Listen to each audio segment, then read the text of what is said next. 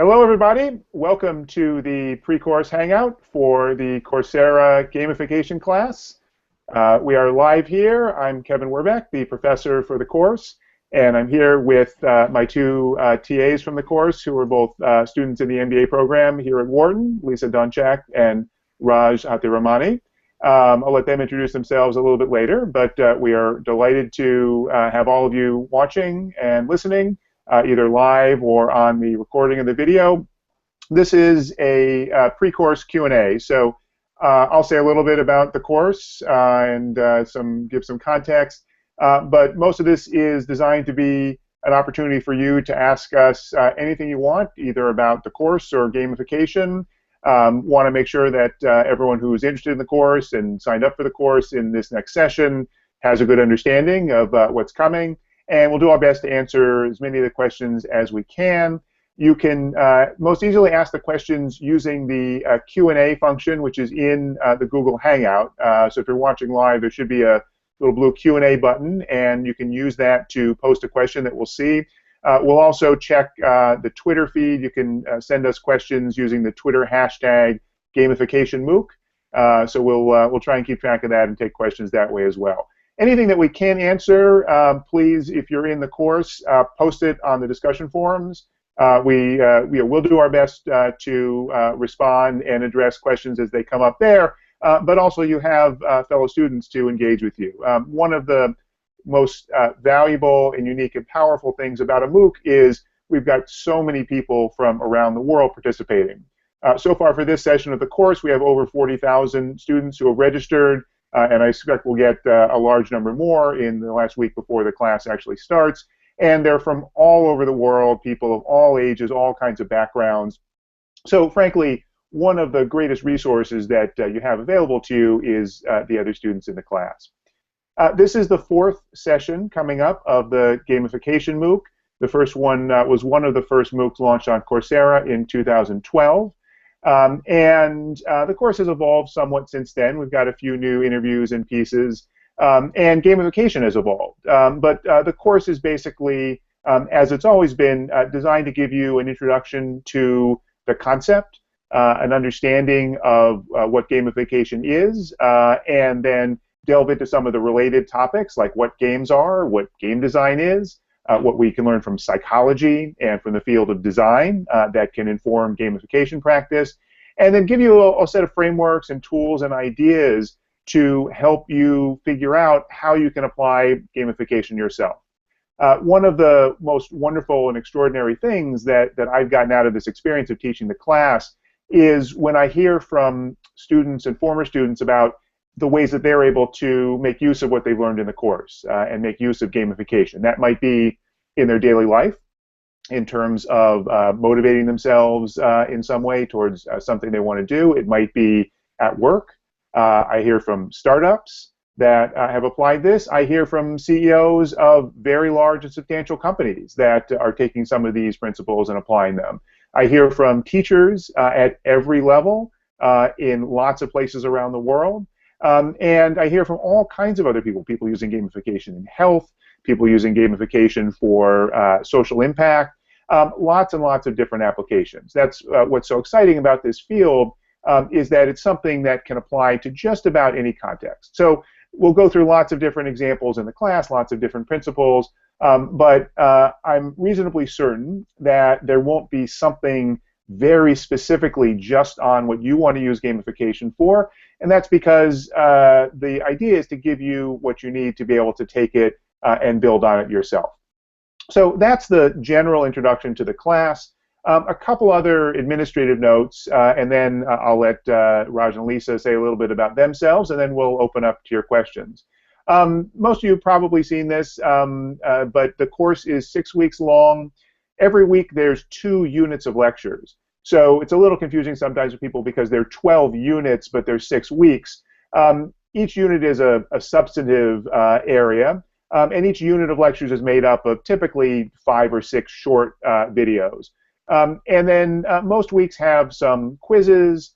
There's also some written assignments, various assessments throughout. And then ultimately there's a final written assignment and a final exam at the end.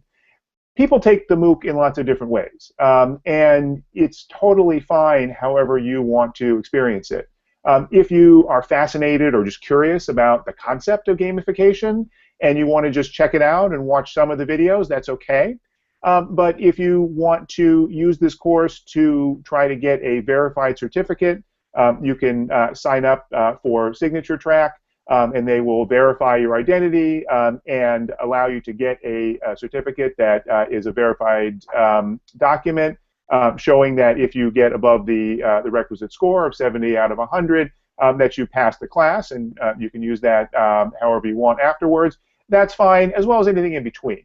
The more that you put into the class, though, the more you'll get out of it. So the more time that you spend not just watching the videos, but making sure you understand them, making sure that you've reflected on what they're telling you, and especially the more that you're willing to go participate in the discussion forums, ask questions, answer questions, see what your fellow students are interested in. The more you do that, and this is fairly obvious, common sense, but it's been validated by research that's been done on MOOCs over the past few years, the more you participate and engage. Some people form study groups in person or virtually. However you do that, the more you do, the more you'll get out of the course. So I'll be there engaging as much as I can throughout the class. Raj and Lisa will also be participating to try and keep things going on the discussion forums. But the reality is there's tens of thousands of you and just 3 of us. So we'll do our best. We can't promise to respond to and answer every single question that comes up. Again, see your fellow students with their resources and background and knowledge that they bring to the class as resources as well. So that's the basic quick overview of the course.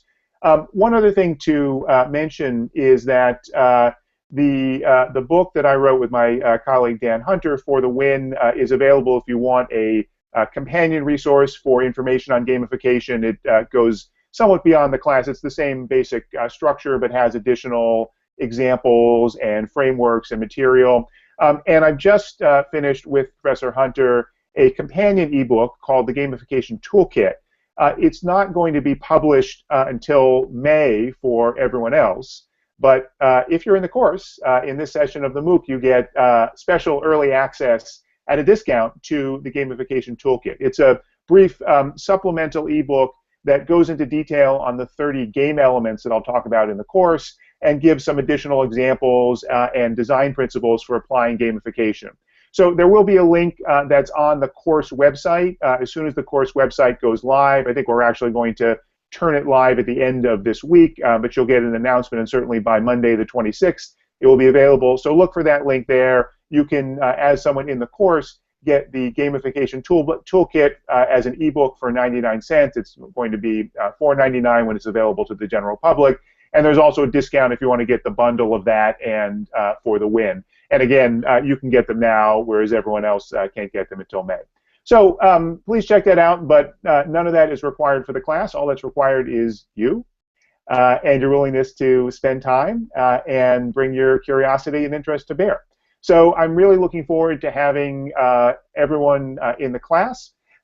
Let me stop here, and we'll do a few brief introductions.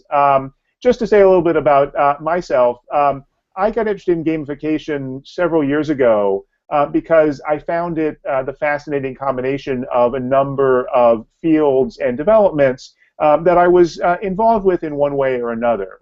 Most of my academic research traditionally has not been about gamification. It's been about internet policy and regulation. My background is actually as a lawyer, but I've always been interested in studying technology, how technology affects business, how the internet continues to transform really all of daily life. And gamification struck me as an emerging field that built upon the internet, but also built upon games, and built upon some very well-established and long-standing principles and experiences and bases of knowledge that we have about digital games. So I've been fascinated to watch this field grow. The course, frankly, was partly my attempt back originally in 2012 to pull together this kind of new, still developing area and give it some context. But things have continued to develop since then. So it's still an exciting area. It's an area where now there's a lot more that's there. But as someone taking this course, you're a pioneer. You're still at the cutting edge of this new field. So that's what excites me. Let me just turn it over briefly to Raj and Lisa. Let them each introduce themselves, and then we'll start taking some of your questions. Lisa, you want to go first? Yeah, great. Hey everyone, I'm really excited to be TAing this course. A little bit about me. I am an MBA student here at the Wharton School. I'm in my second year, Packard and at Google, and then after I finish up here in May, I'm heading to McKinsey in Palo Alto. So I'm really excited to be back in the Bay for anyone who's in California. My favorite game right now is Puzzle Pirates, so if you guys want to play an MMO that really drives home those ideas of scaffolding and badges, join me. It's really fun. My interest in gamification stems from my academic background in behavioral science and game theory, and so I really love reading books like Nudge and understanding sort of the psychology to make decisions, and gamification really leverages a lot of those concepts, or apply game techniques to real life situations, and that's one of the things I like a lot about it. So I'll also be in the forums just like Raj, and then also on Twitter. My handle is @LisaDonchak, so just first name last name, and if you tweet using the course hashtag #Gamification MOOC, both Raj and I will see it and we'll be able to respond to those things. Looking forward to working with you guys. All right, Raj. Hey everyone, I'm Raj Hatharmani, also very excited to help TA this course and continue the discussion on gamification. Like Lisa, actually, prior to Wharton, I worked at Google in display advertising in the New York office. I've also worked with an early stage venture capital fund as well as a startup in mobile advertising called the URX. My favorite mobile app is probably Photocracy, being able to gamify actually staying fit and doing workouts. Happy to engage with you on the forums, as Lisa mentioned. My Twitter handle is @RajHathi, RajHathi. In addition, if you are in New York, the New York Public Library will be hosting weekly discussion groups starting next week on Wednesdays from 6 to 7:30 p.m. in the Science and Business Library. Again, feel free to reach out if you have more questions on that, but I'll be making an appearance there as well in person. Thanks. Back to you, Professor. Great. Okay, so do we have some questions that people have submitted?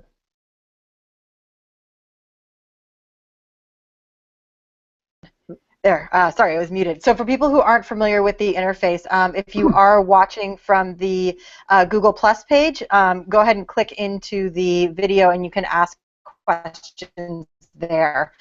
And you can also vote on other people's questions. So Raj and I will just be reading off the top questions, and Professor Warbach will be answering them. So the first one we have is a two-part question. How is this course gamified? What is the best piece of gamification that an instructor can add on easily once a course is already underway? Okay, so how is the course gamified? So I have two answers to that question. The first answer is it's not. And the second one is, well, maybe it is.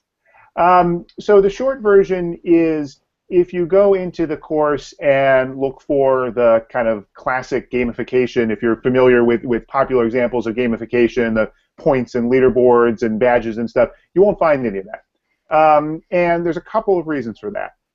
One is that if you take the course, hopefully, I really hope one of the things that you'll get out of it is that gamification is not something that is simple that you can just throw onto a site or some activity in some very kind of cookie cutter way. So I didn't want to just apply this very simplistic gamification to the course in a way that I didn't feel comfortable would work. And quite frankly, designing a MOOC, which is a kind of new kind of course on a brand new platform, which Coursera was when I started, was complicated enough.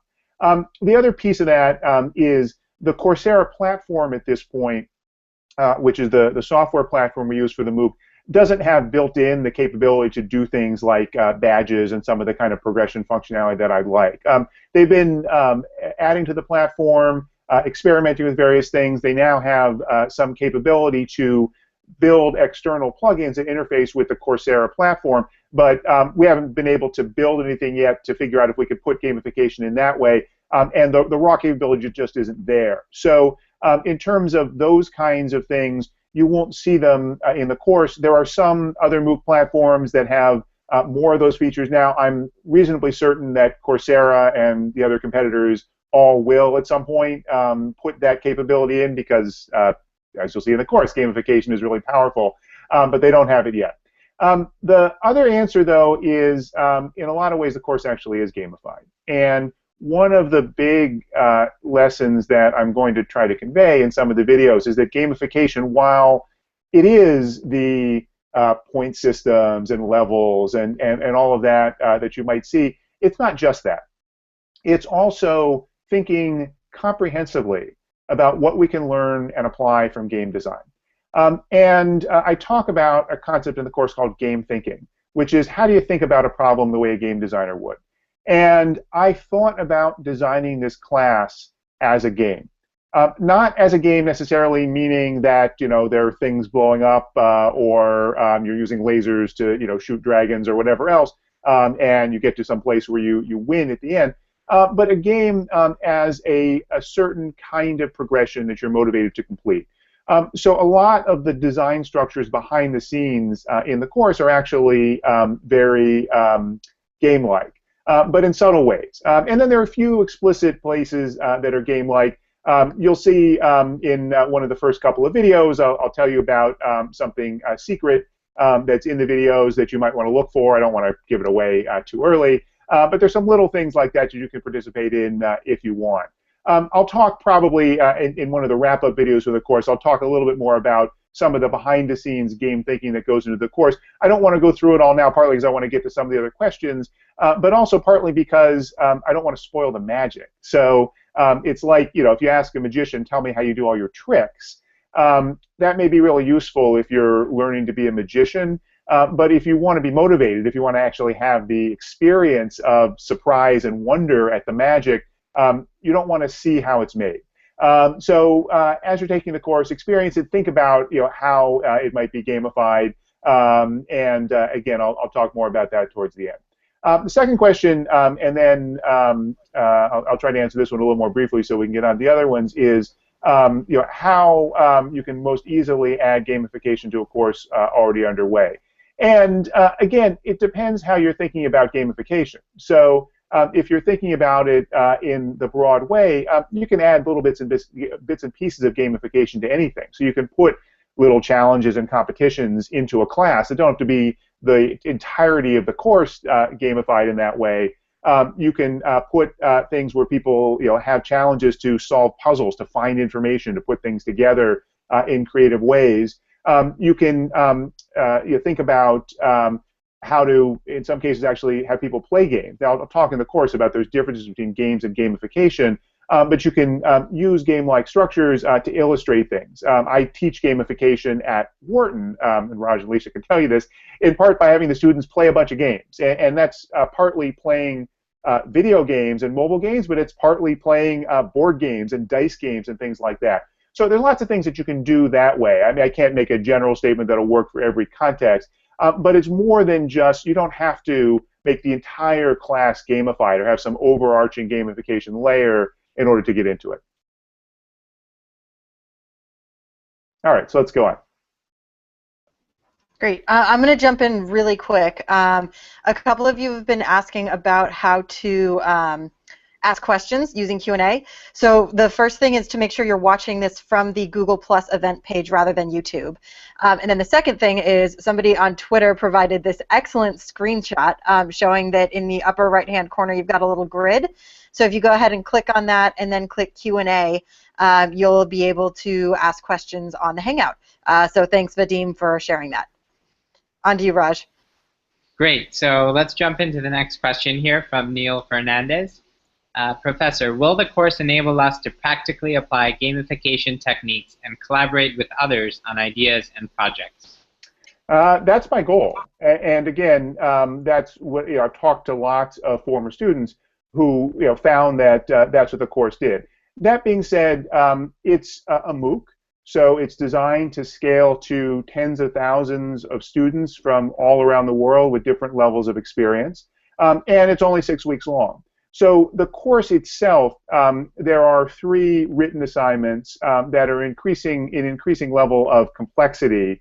The final one is a design project. Now, it's fairly limited and constrained because we need to have these amenable to peer review or peer assessment, meaning there's no possible way that we could grade thousands upon thousands of student submissions. So you will grade each other's submissions. There's a rubric that you'll get to know how to score things, and your written assignments will be sent out automatically by the Coursera platform to multiple other students. You'll get feedback from them. That enables you to get lots of great feedback from lots of people, but it requires us to fairly strictly limit the words and what can be submitted on the proposals. But we do encourage people to put more on the forums or to put information elsewhere about the project ideas they've developed. Quite frankly, the best way that people take what they've learned in the course and collaborate on ideas and projects is by going beyond the course. So again, the forums are a great way to find others who are interested in the same kinds of things as you are. So, if you're a fifth grade teacher and want to think about gamification for fifth grade math and find other people like that, you can do that on the forum. Or, if you're someone who wants to understand how people who are Spanish speaking might apply gamification in some healthcare application or anything else, you can do that based on the class and go beyond it. Again, the goal of this class is to give you a foundation as opposed to be an actual advanced design class where you're doing something at the scale that you might in a full-time residential program. Awesome. So next we have one from Neil. Will the course enable us to practically apply gamification techniques and collaborate with others on ideas and projects? So I think that's the one we just did. Oh, sorry. Next one, which I also like. Obviously, there's a bit of psychology behind this. How deep into that field will we be going? How deep will we go into psychology? You'll get an introduction to the areas of motivational psychology that are most relevant to gamification. There are 2 units on psychology. So essentially, one of the 6 weeks of the class is devoted to psychology. Obviously, you can have not just an entire course on psychology, but an entire major or PhD in psychology. So we're not going to go terribly deep, and we're going to be very focused. So we're going to talk about some of the major schools and learnings of psychology related to motivation. So things like behaviorism and what it talks about in terms of modifying behavior through feedback, as well as cognitive psychology, and in particular the branch called self-determination theory, which asks the question of what is it really that motivates people. So we'll look at those areas, but it's intended to be at an accessible level to anyone. It's not intended to be at a level for a psychologist that would get really deeply into the research and the academic literature. It's designed to give you a synopsis. There's some other links out if you want to find out more about what the general learnings are from those areas of psychology and how to use those and apply them in the gamification context. Great. Next one here, more of a logistical question. Can you get the certificate after you take the class, or would you have to pay for the certificate before the class starts? So the verified certificate program, the so-called the signature track, is managed by Coursera. I don't have all the exact details, but you can sign up for the verified certificate after the course starts. I believe that you can sign up to 1 week after the course starts. You'll see on your course page a little box that will say, here's how long you have to sign up for signature track. So they designed it so that if you want to start checking out the class, see if it's really for you, before you decide if you want to pay and get the option of the verified certificate, then you can do that after you've been in the class somewhat, but not at the end, because the verified certificate process includes identification to verify your identity. One of the key issues is to ensure that you're actually the one sitting there typing those answers and submitting those assignments. So they need to be able to do the verification. They use some biometrics and other kinds of mechanisms to do verification. They need to set that up before the various assessments start. So it wouldn't make sense to do it at the end of the class after you've already submitted everything. But again, you'll have that information on the course page. And again, The verified certificate is valuable, and lots of people also find that signing up for that gives them additional motivation to stick with the class and to really get the most out of it. But you are perfectly free to take the class without doing that and not to pay anything. Part of the reason that I do this class and put so much time into it is the fact that I want to reach people all over the world, not just as a business or a money-making venture, but to help spread knowledge, because that's part of my job as an academic and a professor. Great. So next question, also from Fred, very popular question asker. How does gamification differ from game theory? So I'll talk about that a little in one of the early course videos. Game theory is a mathematical discipline to study strategic decision making. So it's about things that it calls games, but it means that in a very formalistic sense. And in a way that we can apply various kinds of economic and mathematical principles to study and analyze that decision making. Very powerful, ubiquitously used technique in economics and lots of other fields. It's not about games, really, in any recognizable sense. In the sense when you think about playing a game, whether that's playing basketball, or playing a board game, or playing tic-tac-toe, or playing a video game. Game theory doesn't really talk about those kinds of games so much. It's really about strategic decision-making where the other players are responding to you and you're responding to them and so forth. Gamification is really focused on games as we colloquially understand them. And what about games engages people? So there are some areas of overlap in that part of understanding gameplay is understanding strategy and understanding it in a kind of dynamic, systematic way. So there certainly are ways when we can bring game theory to bear on gamification. But what the class is going to be about is not anything that someone would call game theory. It's going to be about games in the sense of activities that engage and motivate people towards goals. Next question from John. Would it be possible to host discussion groups in other cities if students help organize? Maybe I can start just by answering for New York. So the New York Public Library, the Science, Industry, and Business Library, it's located on 34th and 35th and Madison in New York City and Manhattan. They've actually already started a weekly discussion group on Wednesdays from 6 to 7:30, so feel free to join. But of course, you are most definitely welcome to start a discussion group. Feel free to share that information on Google Plus or Twitter, and I'm sure students would be excited to engage in the conversation there. Professor, I'll let you add to that.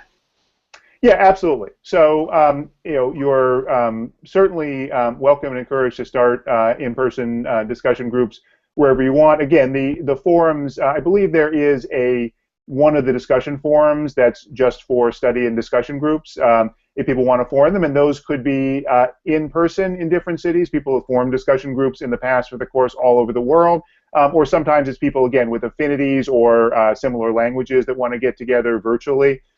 So there'll be that opportunity to do that. People have also used Meetup, the meetup.com service, to find people who are in the class. There are Coursera meetups in lots of places around the world. And outside the course, people have started social media or social networking groups on other platforms. There's a Facebook group that wasn't started by me. It was started by some of the former students in the class. It has several thousand people in it who've taken the class.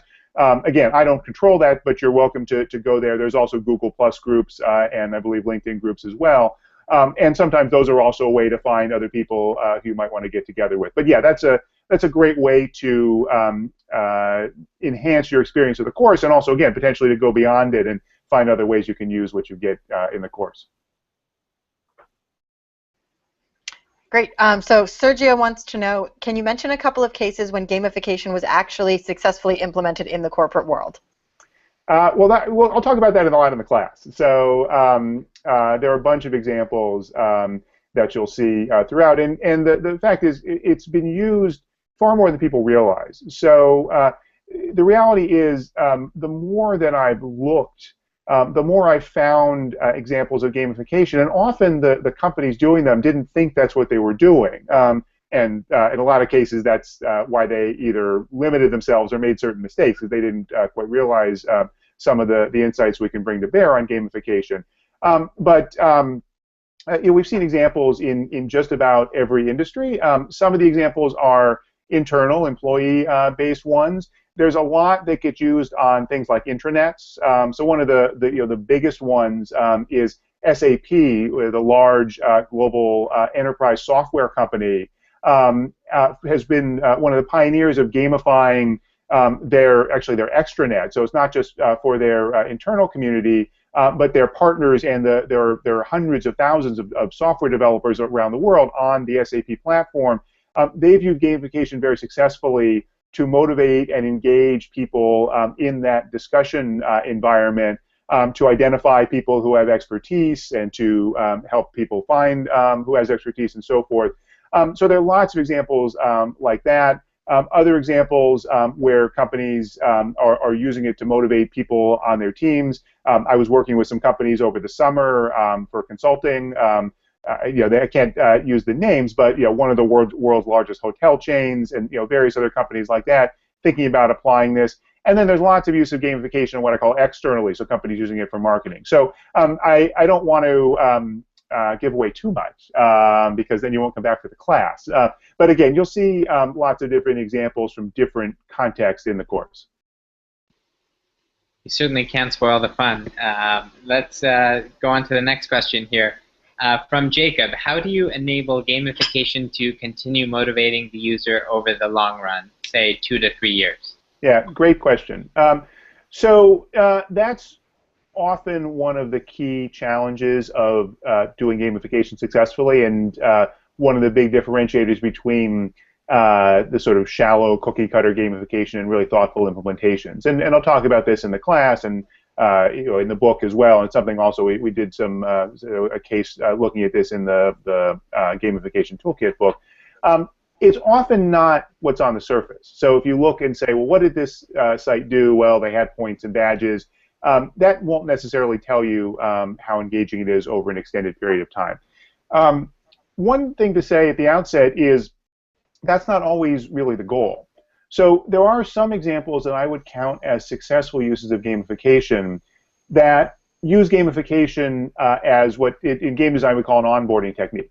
This is a way to pull people in, to get people curious, to get people interested, to make this application or activity or site interesting, fun to begin with. You get them in, and that's primarily the function that gamification does. That ultimately, once they get in, then the activity or site succeeds or fails based on its ability to deliver value. At some point, that's always going to be the case. So gamification is not going to cause most people to stay on a site for years and years if the site is not giving them any real value. And we've seen lots of examples like this, both in gamification and in games. A lot of the social games that a couple of years ago, some of the Facebook games and mobile games, there were a number of them that were big, huge hits initially, and then they very quickly dropped off in engagement levels because a lot of people, even though they initially sort of were engaged and couldn't really stop playing, they sort of stepped back and said, wait, this experience is not really fun, or I don't really get anything out of it. It's not really challenging, and they tuned out. We see that in the corporate world and in the marketing world as well. So at some level, there has to be something that's generating value. But again, that doesn't necessarily have to be part of the gamification process. The places where it is are the situations that apply basically the different kinds of design techniques that I'm going to talk about in the course. So that includes things like understanding different types of players. So you're not going to engage everyone in the same way, especially over a period of time. There are some players, some participants, who are really going to want to stick with it to be the very best or to get to the top. They want to get to the end, no matter what, no matter how hard it is. And there's some players who are not going to feel that way. They're going to want novelty. They're going to want to explore different sorts of things. There's some players who are really what's going to keep them involved is other people. is the social dynamics, which might be working within a company with your coworkers, or it might be working with total strangers. But some people are going to be motivated by more by that. And there are other kinds of dimensions and ways we can look at players as well. You're not going to build a system that is going to keep everyone engaged unless, and you probably won't ever build one that keeps everyone engaged, but you're not going to build a system that's going to keep the biggest percentage of people engaged for a long period of time unless you think about it in what I sometimes call a polyphonic way. How can I have things that motivate as many different kinds of people in the same system? You can do that, especially with these things that are digital, because you can have ways to attract people in different ways. I often point to massively multiplayer games like World of Warcraft that have dozens and dozens of different things going on at the same time in the same game that motivate different people. So that's one example. Another example is something, again, I'll talk about in more detail in the course, thinking about what's called a player journey. This is a concept that was most actively developed by a woman named Amy Jo Kim. I interview her in one of the course videos. She's a well-known game designer and consultant, and she emphasizes that a game isn't static, especially a good game. Needs to have depth. Those of you that watched the little Monopoly teaser video that I did for the course and for the Hangout, that's an example even on a simple board game where it's not a video game, it's not changing at all. You can create a sense of a player journey by making a game where the rules evolve and the experience evolves over time. We can do a lot more of that with gamification and with digital games. Being able to understand where people are and have it be the case that the experience when they're experts is not the same as the experience when they start.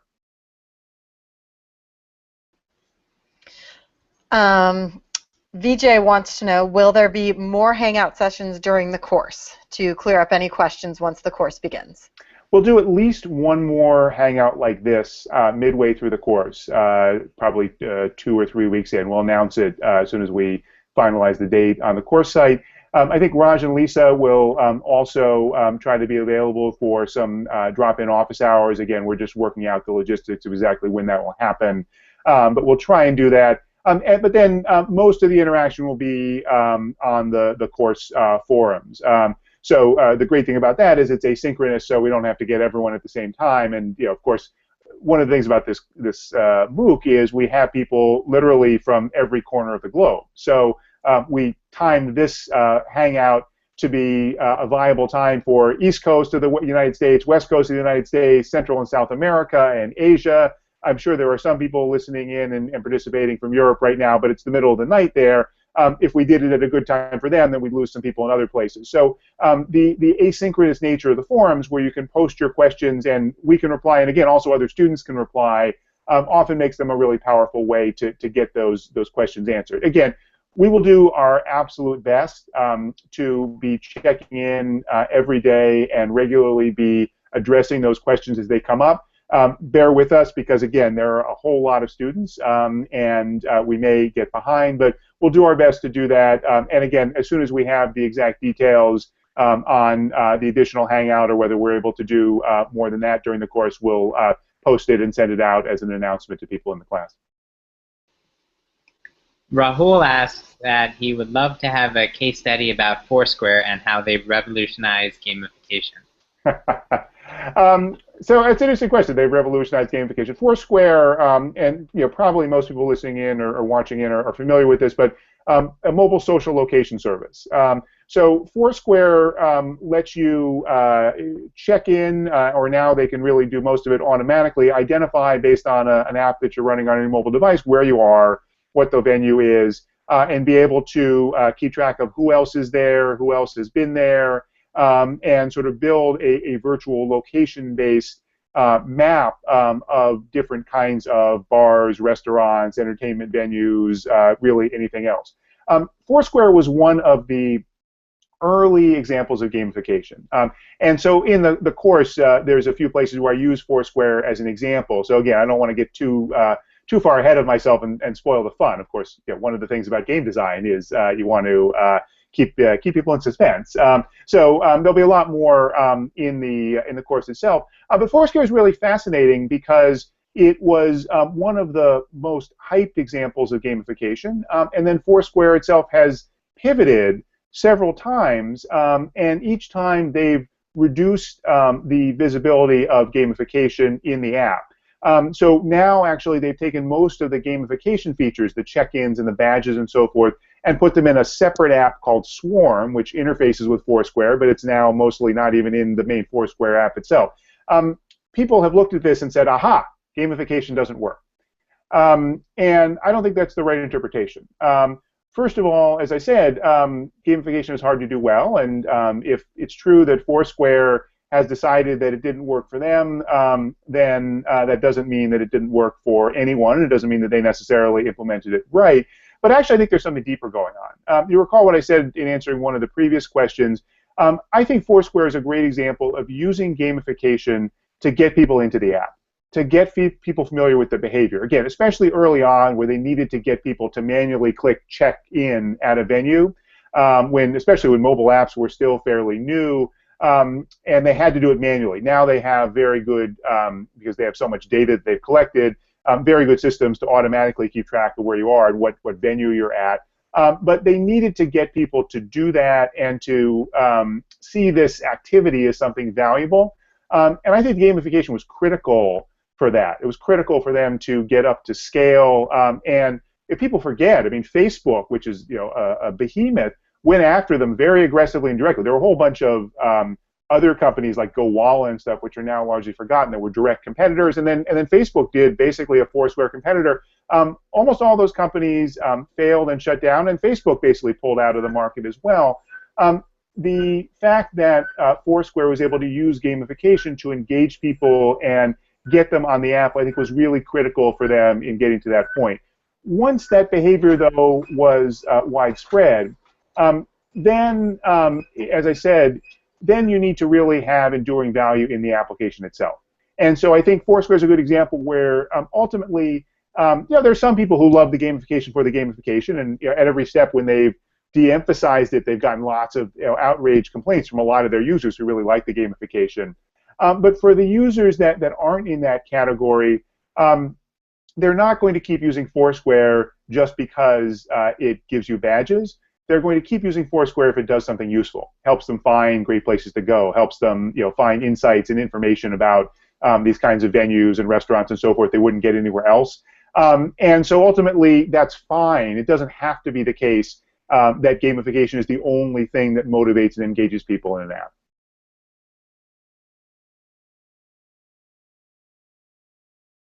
Okay. Great. So we have a couple of additional questions here about engagement through multiple channels.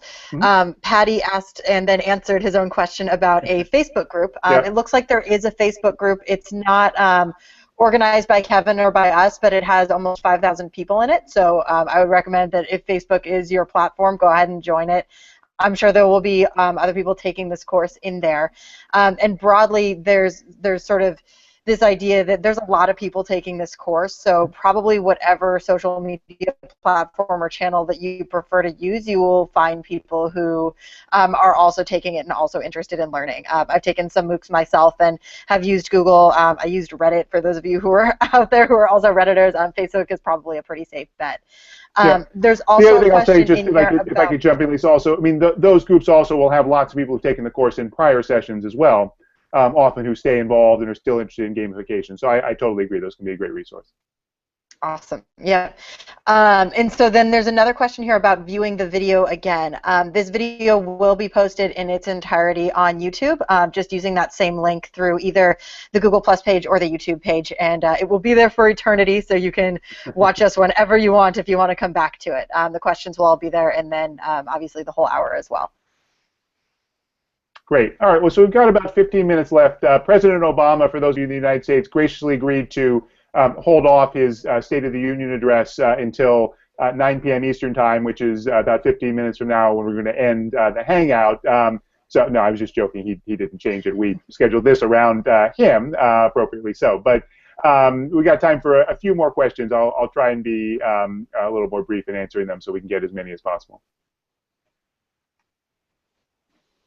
So here's one from Neil, which is, will the core techniques beyond digital technology, such as gamification in social or professional interactions? So again, the course is designed to give you foundations for gamification in just about any context. There are 2 units, so basically one of the weeks of the class, that are on more specific applications of gamification because there's sufficiently distinct areas there that they're worth going into detail on. One is on enterprise gamification, which is basically internal gamification within an organization. Different words get used. It's called enterprise gamification, but it's not just for large enterprises. It's essentially internal gamification motivating people at work. And then one is on gamification for social impact. So how to use gamification for various kinds of social good objectives, like reducing energy usage, for example, or helping people that are disadvantaged with things like financial literacy and so forth. So there's a bunch of examples specifically about those 2 categories. Each of those is a broad category in its own right. Those are the parts of the course that go into some detail about a more specific application. I'll talk in one of the early lectures about sort of mapping out what are different uses of gamification. But the reality is the basic techniques apply wherever you're going to use them. There's lots of people, for example, who use gamification in learning. And of course, learning is a whole broad area ranging from K-12, early childhood education, up through college, graduate school, and even bigger, frankly, than that is corporate learning and development and training in the business world. There's nothing in the course, there's no unit specific to those areas because it's really a matter of using the same techniques that I talk about throughout. So I think that the short version is yes, and you will find ways that you can apply what I talk about in the class in those different kinds of contexts. And again, as I said before, that's a great opportunity if you have a particular set of interests to go and look for or start a thread on the forum saying, hi, this is an area that I'm interested in. Does anyone know an example of gamification that's out there that's in this particular area? And there's a very good likelihood that you'll find other people who can contribute to that discussion. There are a couple of other questions on gamification applied to nonprofits and education, and I think you just addressed those. Let's take a question here about gamification spanning across age limits, so comparing let's say, children behavior to adult behavior gaming. So I have 2 kids, and so I know a little bit about kids, and basically what I know is that I don't really know anything, and kids are challenging and unpredictable, but wonderful nonetheless. One of the earlier questions was about psychology, and psychology is really one of the foundations of gamification. And psychology is about human beings, not old people, young people, not millennials versus some other generation, not tech-savvy people versus people who aren't. It's about how we are motivated and how our brains work, what engages us, what stimulates and interests us. So there's no age limits on that. And something I realized I didn't really focus on in the last question was the digital piece. You can do gamification not online at all. You can do gamification using, again, board games, cards, various sorts of things, or some of the design techniques don't have to be on a screen. There's lots of reasons why it's really powerful to use computer technology and network technology in its glory for gamification. It enables it to be much more flexible and powerful, and we get a lot better data back, which we can use to improve it. But it doesn't have to be something digital. But to the question about age, again, there are people using gamification in all these contexts. It comes back to what I said in response to one of the earlier questions. Know your participants, know your players.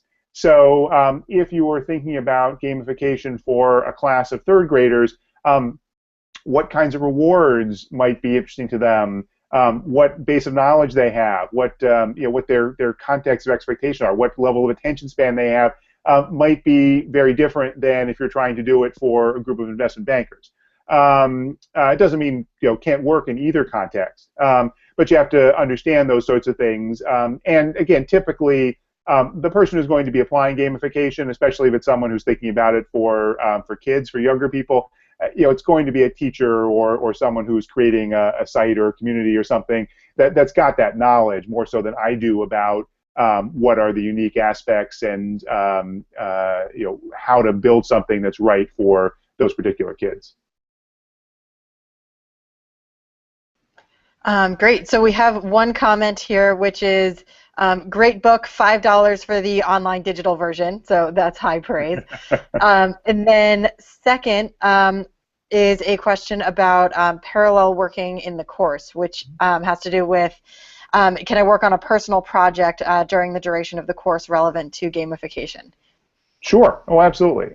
So again, the course is designed to give you a foundation. I mean, the reality is it's only 6 weeks long.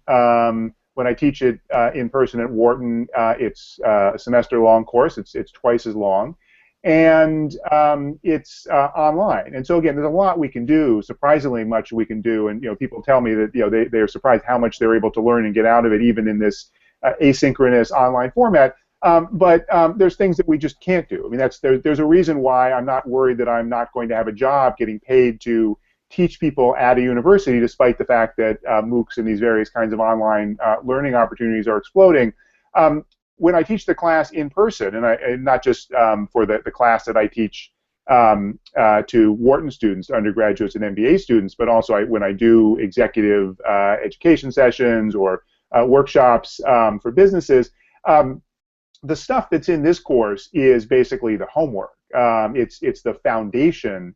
And then we spend the time when we're together in person doing application, doing design projects, doing interactive activities and discussions. So, so there's a lot more that you can go beyond the course. The way the course is structured, if this is all you're doing, and this is going to be your entire exposure to gamification, it's going to give you enough to have a basic grasp and to know where to go next and how to apply it.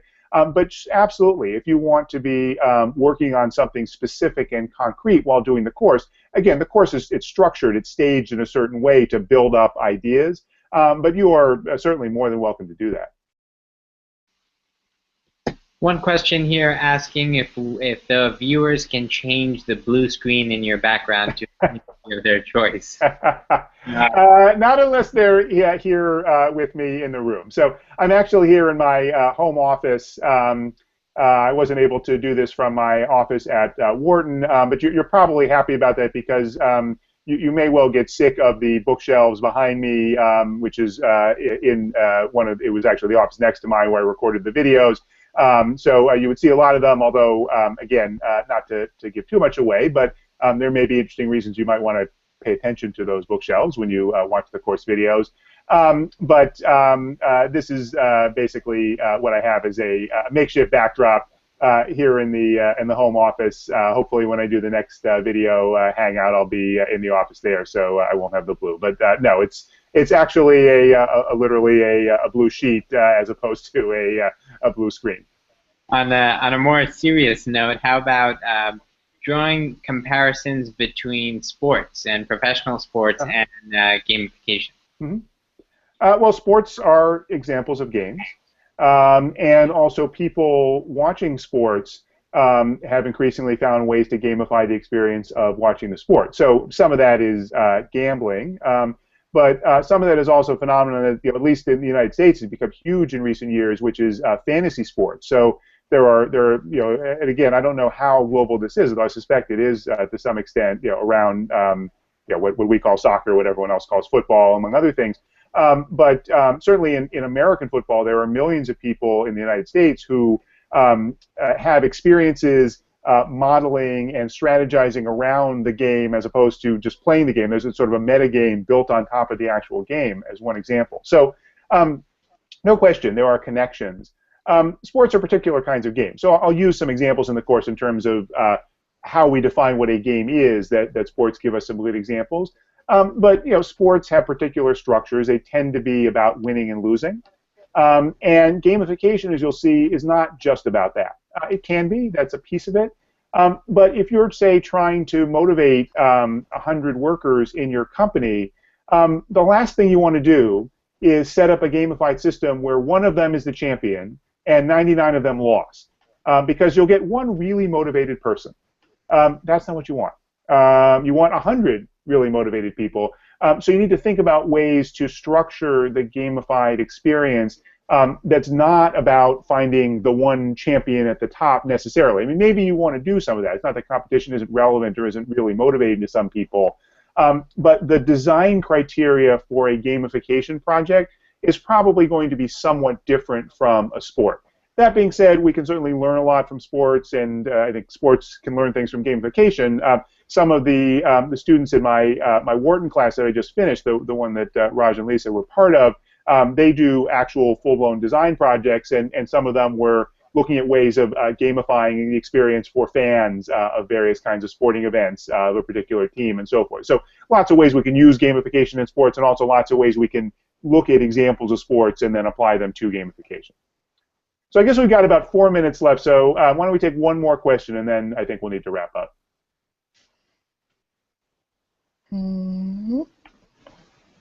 Sorry, great. I mute between questions, so I'm never sure if I'm still on or not. So here's a question from the Google Plus page from Bryce. Anything to say about non-digital gamification in conjunction with Jive or Bunchball, for example? So Jive and Bunchball are gamification platforms, and again, there'll be a little bit about this in the videos, but I don't go into a comparative analysis of different solutions. There's a variety of different ways you can do gamification. Some of it you can do without really buying or using any software. Again, you can do stuff on paper, and you can do stuff using general purpose tools. There are now all kinds of plugins and resources and open source libraries and so forth to do gamification without buying or licensing a commercial gamification platform. And then there are a variety of tools that are designed to facilitate gamification. So Bunchball is one of the companies that will provide a white label, a platform that will integrate with your site for doing things like the points and badges and levels, and they'll give you the analytics on the back end and so forth. Jive's another company that has that capability as part of a much larger enterprise collaboration and communication suite. And there's a whole bunch of other companies, again, now that have this capability built in. So those are digital platforms.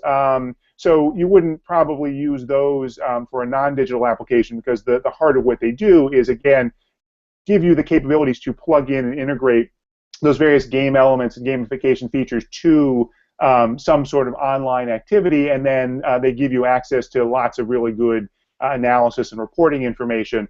But again, you can do gamification without that. You can do gamification if you're a teacher.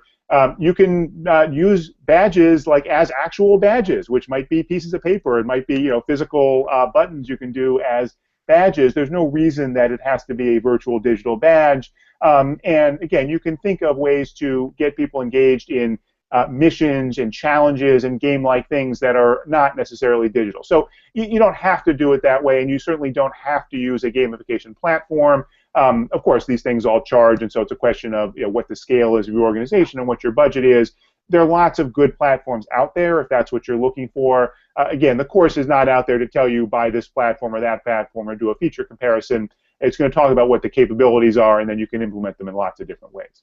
All right, so by my clock, we're just about at the end point. So I know we didn't get to all the questions. Thank you to all of you for watching, both those of you live and those who are watching after. Thanks to everyone who asked questions. If we didn't answer your question once the class starts, then please, I encourage you to post it on the discussion forum, and we'll try to respond to it there. Again, the course goes live on Monday, January 26th.